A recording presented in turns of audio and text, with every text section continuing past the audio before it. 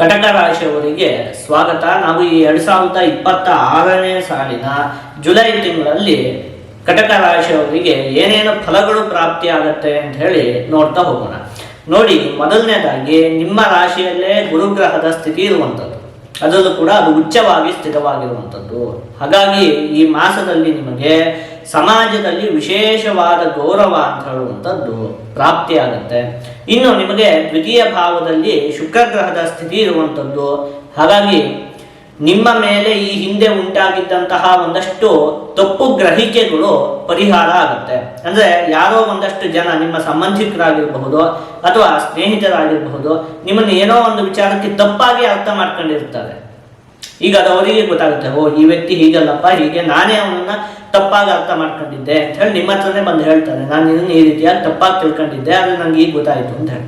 ಹಾಗಾಗಿ ನಿಮ್ಮ ಮೇಲೆ ಇರುವಂತಹ ಒಂದಷ್ಟು ತಪ್ಪು ಗ್ರಹಿಕೆಗಳು ಪರಿಹಾರ ಆಗುತ್ತೆ. ಇನ್ನು ದ್ವಿತೀಯ ಭಾವ ಅಂತ ಹೇಳಿ ಅದು ಏನು ಹೇಳಿ ಕುಟುಂಬ ಸ್ಥಾನ, ಅಲ್ಲಿ ಶುಕ್ರ ಗ್ರಹದ ಸ್ಥಿತಿ ಇರೋದ್ರಿಂದಾಗಿ ಕುಟುಂಬದಲ್ಲಿ ನೆಮ್ಮದಿಯ ವಾತಾವರಣ ಅಂತ ಹೇಳುವಂಥದ್ದು ಈ ಒಂದು ಮಾಸದಲ್ಲಿ ಇರುತ್ತೆ. ಇನ್ನು ಜೊತೆಗೆ ಚಿನ್ನಾಭರಣಗಳು, ಬಟ್ಟೆಗಳು, ಒಂದಷ್ಟು ಐಷಾರಾಮಿ ವಸ್ತುಗಳನ್ನೆಲ್ಲ ತೆಗೆದುಕೊಳ್ಳುವಂತಹ ಯೋಗ ಇದೆ ನಿಮ್ಮ ಕುಟುಂಬಕ್ಕಾಗಿ. ನಿಮ್ಮ ಕುಟುಂಬಕ್ಕಾಗಿ ಒಂದಷ್ಟು ಹಣದ ವ್ಯಯ ಉಂಟು ಮಾಡ್ತೀರಿ, ನೀವು ಒಂದಷ್ಟು ಹಣವನ್ನು ವ್ಯಯ ಮಾಡ್ತೀರಿ. ಯಾಕೆ? ನಿಮ್ಮ ಕುಟುಂಬದ ಸದಸ್ಯರಿಗಾಗಿ ಅವರಿಗೇನೋ ಬಟ್ಟೆಯನ್ನು ಕೊಡಿಸುವಂಥದ್ದು ಇರಬಹುದು, ಅಥವಾ ಆಭರಣಗಳನ್ನು ಕೊಡಿಸುವಂಥದ್ದು ಇರಬಹುದು, ಅಥವಾ ಮನೆಗೆ ಬೇಕಾದಂತಹ ಒಂದಷ್ಟು ವಸ್ತುಗಳನ್ನು ತೆಗೆದುಕೊಳ್ಳುವಂಥದ್ದು ಇರಬಹುದು. ಇದಕ್ಕಾಗಿ ಒಂದಷ್ಟು ಹಣದ ವ್ಯಯ ಅಂತ ಹೇಳುವಂಥದ್ದು ಉಂಟಾಗುತ್ತೆ. ಇನ್ನು ಅದೇ ದ್ವಿತೀಯ ಭಾವದಲ್ಲಿ ಕೇತು ಗ್ರಹದ ಸ್ಥಿತಿಯೂ ಕೂಡ ಇರುವಂಥದ್ದು. ಹಾಗಾಗಿ ದಾನ ಧರ್ಮಗಳಲ್ಲಿ ನಿಮಗೆ ಆಸಕ್ತಿ ಉಂಟಾಗುತ್ತೆ. ಈ ಒಂದು ವರ್ಷದಿಂದಲೇ ಹೆಚ್ಚಿಗೆ ಉಂಟಾಗಿದೆ. ಆದಷ್ಟು ದಾನಗಳನ್ನು ಮಾಡುವಂಥದ್ದು, ಧಾರ್ಮಿಕ ಕಾರ್ಯಗಳಿಗೆ ಹಣವನ್ನು ವ್ಯಯವನ್ನು ಉಂಟು ಮಾಡುವಂಥದ್ದು, ಇಂಥದ್ದನ್ನೆಲ್ಲ ಮಾಡ್ತಾ ಬರ್ತಾ ಇದ್ದೀರಿ ಈ ಒಂದು ವರ್ಷದಿಂದ. ಈ ಮಾಸದಲ್ಲಿಯೂ ಕೂಡ ಅದು ಮುಂದುವರಿಯುತ್ತೆ. ಇನ್ನು ರಾಹುಗ್ರಹ ನಿಮಗೆ ಅಷ್ಟಮ ಭಾವದಲ್ಲಿ ಸ್ಥಿತವಾಗಿರುವಂಥದ್ದು. ಹಾಗಾಗಿ ಆರೋಗ್ಯದ ವಿಚಾರದಲ್ಲಿ ನೀವು ಒಂದು ಸ್ವಲ್ಪ ಜೋಪಾನವಾಗಿ ಇರಬೇಕಾಗುತ್ತೆ. ಈ ಒಂದು ವರ್ಷದಿಂದ ಈ ರೀತಿಯಾದಂತಹ ಆರೋಗ್ಯದ ಸಮಸ್ಯೆಗಳು ನಿಮಗೆ ಕಾಡ್ತಾ ಇದೆ ಅಲ್ವಾ? ಉಷ್ಣಕ್ಕೆ ಸಂಬಂಧಪಟ್ಟಿರುವಂತಹ ಆರೋಗ್ಯದ ಸಮಸ್ಯೆ, ಅಂದರೆ ಒಂದು ಸ್ವಲ್ಪ ಮೂಲ ವ್ಯಾಧಿ ಆಗಿರಬಹುದು, ಈ ರೀತಿಯಾದಂತಹ ಆರೋಗ್ಯದ ಸಮಸ್ಯೆಗಳೆಲ್ಲ ಕಾಡ್ತಾ ಇದೆ. ಜೊತೆಗೆ ನರಗಳಿಗೆ ಸಂಬಂಧಪಟ್ಟಿರುವಂತಹ ಆರೋಗ್ಯದ ಸಮಸ್ಯೆ, ಈ ಆರೋಗ್ಯದ ವಿಚಾರದಲ್ಲಿ ನೀವು ಈ ಮಾಸದಲ್ಲಿಯೂ ಕೂಡ ಒಂದು ಸ್ವಲ್ಪ ಜೋಪಾನವಾಗಿ ಇರಬೇಕಾಗುತ್ತೆ. ರಾಹುಗ್ರಹ ಅಷ್ಟಮ ಭಾವದಲ್ಲಿ ಸ್ಥಿರವಾಗಿರೋದ್ರಿಂದಾಗಿ. ಇನ್ನು ನವಮ ಭಾವದಲ್ಲಿ ನಿಮಗೆ ಶನಿಗ್ರಹದ ಸ್ಥಿತಿ ಇರುವಂಥದ್ದು. ಹಾಗಾಗಿ ತಂದೆಯೊಂದಿಗೆ ಒಂದು ಸ್ವಲ್ಪ ಭಿನ್ನಾಭಿಪ್ರಾಯಗಳು ಉಂಟಾಗುವುದಕ್ಕೆ ಅವಕಾಶ ಇರುತ್ತೆ. ನಿಮ್ಮ ತಂದೆ ಏನು ಹೇಳ್ತಾರೋ ಅದನ್ನು ನೀವು ಕೇಳಬೇಕು, ಅವ್ರು ಹೇಳಿದಾಗೆ ನೀವು ಪಾಲಿಸಬೇಕು. ಅವ್ರ ಜೊತೆ ಎಲ್ಲ ಗಲಾಟೆ ಮಾಡುವುದಕ್ಕೆ ಹೋಗಬಾರ್ದು.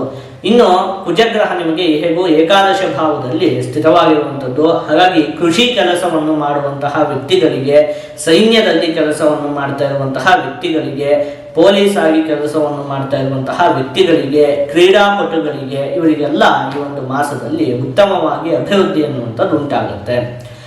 ರವಿಗ್ರಹ ನಿಮಗೆ ದ್ವಾದಶ ಭಾವದಲ್ಲಿ ಸ್ಥಿತವಾಗಿರುವಂಥದ್ದು. ಹಾಗಾಗಿ ವಿದೇಶದಲ್ಲಿ ಕೆಲಸವನ್ನು ಮಾಡ್ತಾ ಇರುವಂತಹ ವ್ಯಕ್ತಿಗಳಿಗೆ ಅಥವಾ ವಿದೇಶಕ್ಕೆ ಹೋಗಲು ಬಯಸುತ್ತಿರುವಂತಹ ವ್ಯಕ್ತಿಗಳಿಗೆ ಈ ಒಂದು ಮಾಸ ಅತ್ಯಂತ ಉತ್ತಮವಾಗಿದೆ. ಆದರೆ ಸಂಬಂಧದಲ್ಲಿ ಸಾಲ ಕೊಡುವಂಥದ್ದಾಗಲಿ ಅಥವಾ ಸಾಲವನ್ನು ತೆಗೆದುಕೊಳ್ಳುವಂಥದ್ದಾಗಲಿ ನೀವು ಈ ಮಾಸದಲ್ಲಿ ಮಾಡುವುದಕ್ಕೆ ಹೋಗಬಾರ್ದು.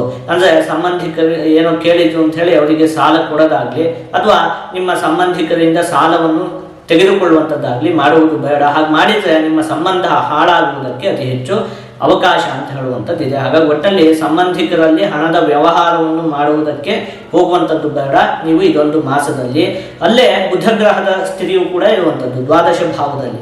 ಹಾಗಾಗಿ ಕಾನೂನು ಪತ್ರಗಳಿಗೆ ಅಥವಾ ಬ್ಯಾಂಕಿನ ದಾಖಲೆಗಳಿಗೆ ಇದಕ್ಕೆಲ್ಲ ಸೈನನ್ನು ಹಾಕುವಂತಹ ಸಂದರ್ಭದಲ್ಲಿ, ಸಹಿ ಹಾಕುವಂತಹ ಸಂದರ್ಭದಲ್ಲಿ ನೀವು ತುಂಬ ಜಾಗರೂಕರಾಗಿರ್ಬೇಕಾಗತ್ತೆ. ಏನೇನಿದೆ ಅಂತ ಹೇಳಿ ಓದ್ಕೊಂಡೇ ಸೈನ್ ಹಾಕಬೇಕು. ಏನೇ ಸಹಿ ಹಾಕುವಂಥದ್ದು ಅಂತ ಹೇಳಿ ಆದರೂ ಕೂಡ ಈ ಮಾಸದಲ್ಲಿ ನೀವು ಅದನ್ನೆಲ್ಲ ಚೆನ್ನಾಗಿ ಓದಿ 4 ಜನರ ಹತ್ರ ಕೇಳೇ ಸಹಿ ಹಾಕಬೇಕು. ಇಲ್ಲದಿದ್ದರೆ ಒಂದಷ್ಟು ಸಮಸ್ಯೆಗಳು ಉಂಟಾಗುವುದಕ್ಕೆ ಅವಕಾಶ ಇದೆ. ಇನ್ನು ಬುಧಗ್ರಹ ದ್ವಾದಶ ಭಾವದಲ್ಲಿ ಸ್ಥಿತವಾಗಿರೋದ್ರಿಂದಾಗಿ ಒಂದು ಸ್ವಲ್ಪ ನಿದ್ರಾಹೀನತೆ ಅಂತ ಹೇಳುವಂಥದ್ದು ಉಂಟಾಗುತ್ತೆ ನಿಮಗೆ ಈ ಮಾಸದಲ್ಲಿ. ಅಂದರೆ ಸರಿಯಾಗಿ ನಿದ್ದೆ ಬರೋದಿಲ್ಲ, ಏನೋ ಮಲ್ಕೊಂಡ್ರೆ ಏನೋ ಒಂದಷ್ಟು ಚಿಂತೆಗಳು ಉಂಟಾಗುವಂಥದ್ದು, ಇದಕ್ಕೆಲ್ಲ ಒಂಚೂರು ಅವಕಾಶ ಅಂತ ಹೇಳುವಂಥದ್ದಿದೆ. ಆದಷ್ಟು ಮನಸ್ಸನ್ನು ಸಮಾಧಾನದಲ್ಲಿ ನೀವು ಇಟ್ಕೊಳ್ಬೇಕಾಗತ್ತೆ. ಮುಖ್ಯವಾಗಿ ನೀವು ಈ ಮಾಸದಲ್ಲಿ ಈಶ್ವರ ದೇವರ ಆರಾಧನೆಯನ್ನು ಮಾಡಬೇಕು. ಹೀಗೆ ಮಾಡುವುದರಿಂದ ನಿಮಗೆ ಯಾವುದೇ ಅಶುಭ ಫಲ ಅಂತ ಹೇಳುವಂಥದ್ದು ಪ್ರಾಪ್ತಿಯಾಗುವುದಿಲ್ಲ. ಜೊತೆಗೆ ಎಲ್ಲ ಶುಭ ಫಲಗಳು ಕೂಡ ಸಂಪೂರ್ಣವಾಗಿ ಪ್ರಾಪ್ತಿಯಾಗುತ್ತೆ.